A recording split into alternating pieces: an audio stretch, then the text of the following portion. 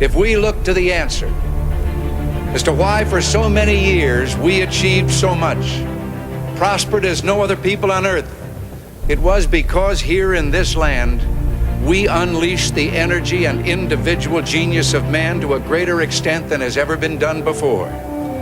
Freedom and the dignity of the individual have been more available and assured here than in any other place on earth.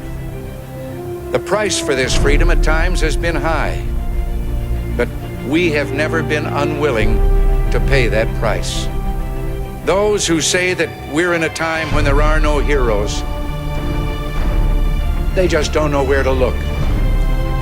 The sloping hills of Arlington National Cemetery, with its row upon row of simple white markers bearing crosses or stars of David, they add up to only a tiny fraction of the price that has been paid for our freedom.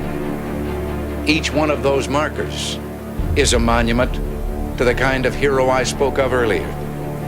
Their lives ended in places called Belleau Wood, the Argonne, Omaha Beach, Salerno, and halfway around the world on Guadalcanal, Tarawa, Pork Chop Hill, the Chosin Reservoir, and in 100 rice paddies and jungles of a place called Vietnam.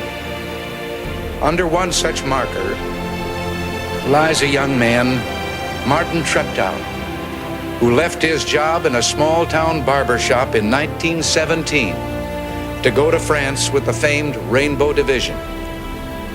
There on the Western Front, he was killed trying to carry a message between battalions under heavy artillery fire. We're told that on his body was found a diary.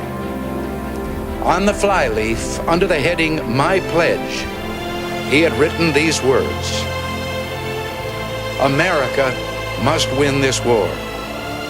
Therefore I will work, I will save, I will sacrifice, I will endure.